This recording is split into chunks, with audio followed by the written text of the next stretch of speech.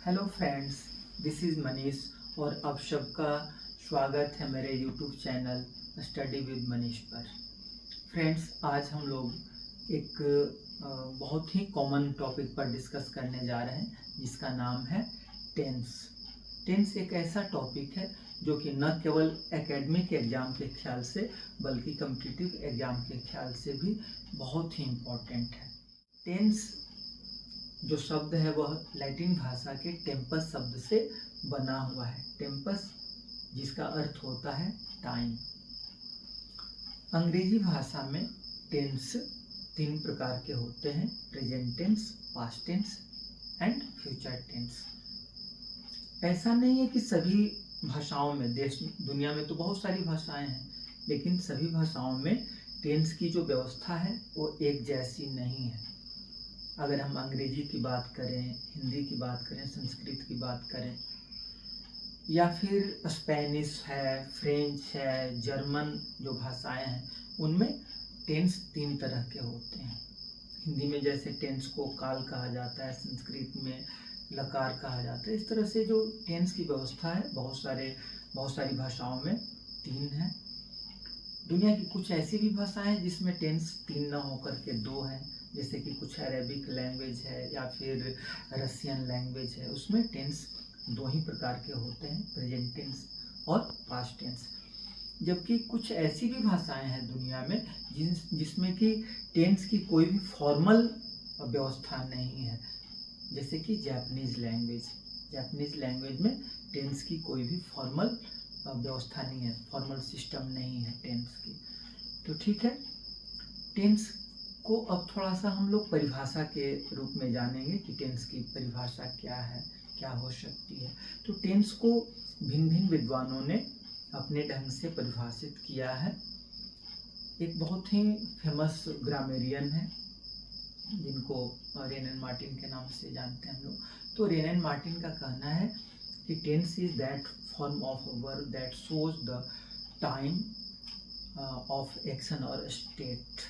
अर्थात टेंस जो है क्रिया के उस रूप को कहते हैं जो कि किसी एक्शन या स्टेट के टाइम को बताता है, एक्शन या इवेंट के टाइम को बताता है।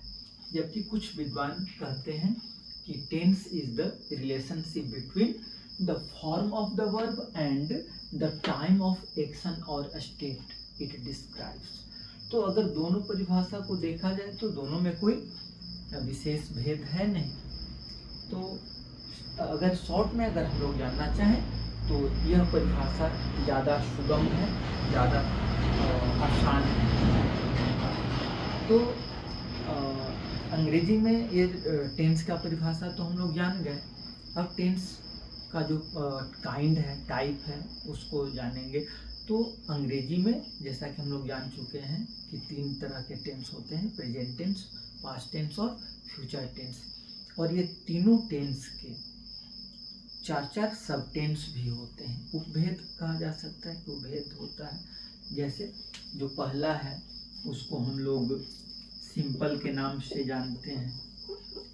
सिंपल को इंडेफिनिट भी कहा जाता है। दूसरा है कंटिन्यूअस। कंटिन्यूअस को इम्परफेक्ट के नाम से भी जाना जाता है। तीसरा है परफेक्ट और चौथा है परफेक्ट कंटिन्यूअस। परफेक्ट कंटिन्यूअस को परफेक्ट इम्परफेक्ट के नाम से भी जाना जाता है।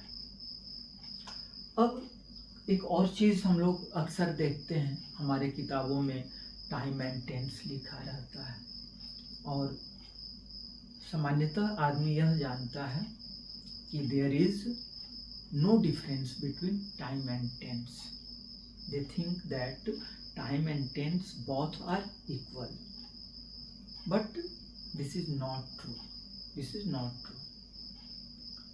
ऐसा नहीं है कि कोई वाक्य प्रेजेंट टेंस का है तो प्रेजेंट टाइम का ही बोध कराएगी उससे, या फिर कोई वाक्य पास्ट टाइम का है तो पास्ट टेंस का है तो उससे पास्ट टाइम का बोध होगा, या कोई वाक्य फ्यूचर टेंस का है तो फ्यूचर टाइम का ही बोध होगा। ये ऐसा होता नहीं है, हमेशा नहीं होता है। और यही कारण है कि बहुत सारे विद्वान कहते हैं कि इन द रियल सेंस अंग्रेजी भाषा में ही दो ही टेंस होते हैं, क्योंकि अगर मॉर्फोलॉजिकली देखा जाए तो हम लोग देखते हैं कि अंग्रेजी में जो क्रिया है उसका कोई भी ऐसा रूप नहीं है जो कि डेडिकेटेड हो फ्यूचर टेंस को। प्रेजेंट टेंस के लिए डेडिकेटेड फॉर्म है, पास्ट टेंस के लिए डेडिकेटेड फॉर्म है क्रिया का, लेकिन फ्यूचर टेंस के लिए कोई डेडिकेटेड फॉर्म नहीं है। अर्थात मॉर्फोलॉजिकली अंग्रेजी भाषा में भी फ्यूचर टेंस की व्यवस्था नहीं है। वो तो शैल और विल हैं जिनके द्वारा हम लोग फ्यूचर टेंस बनाते हैं या फ्यूचर टेंस का एक्सप्रेशन भी किया जाता है। अब थोड़ा सा उसको उदाहरण के द्वारा हम लोग देख लें कि कैसे हम कह सकते हैं कि there is no one to one relationship between time and tense. एक उदाहरण हम लेते हैं, Ram is going to New Delhi tomorrow. Ram is going to Delhi tomorrow. अगर टेंस के ख्याल से देखा जाए तो यह वाक्य जो है प्रेजेंट टेंस का है, लेकिन किस टाइम को ये एक्सप्रेस कर रहा है वाक्य? यह फ्यूचर टाइम का एक्सप्रेस कर रहा है। कह रहा है कि राम कल पटना जा रहा है, तो कल पटना जा रहा है वो तो आने वाला समय है, अभी वो तो फ्यूचर टाइम है। तो टाइम हो गया फ्यूचर, जबकि टेंस हो गया प्रेजेंट। एक दूसरा वाक्य भी हम लोग देखते हैं, the sun rises in the east. The sun rises in the east. सूरज पूरब में उगता है। टेंस के ख्याल से यह वाक्य जो है प्रेजेंट टेंस का है, लेकिन यह किस टाइम को एक्सप्रेस कर रहा है? यह तो एक टाइमलेस एक्सप्रेशन है।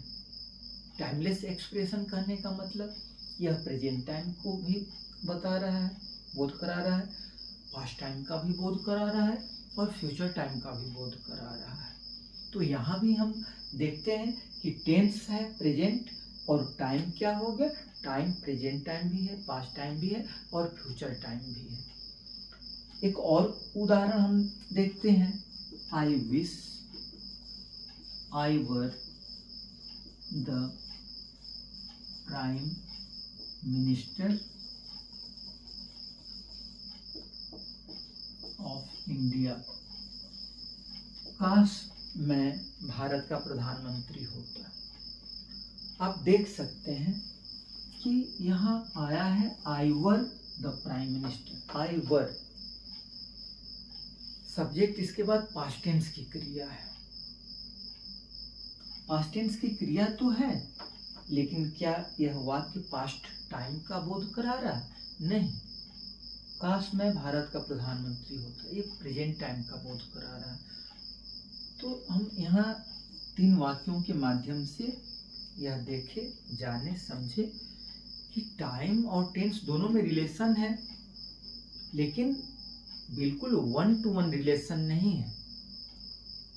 100% उस तरह का रिलेशन नहीं है कि अगर प्रेजेंट टेंस का है तो प्रेजेंट टाइम, पास्ट टेंस का है तो पास्ट टाइम, फ्यूचर टेंस का है तो फ्यूचर टाइम का बोध होगा। ऐसा नहीं है। तो इस तरह से टेंस का एक परिचय हम लोग जाने।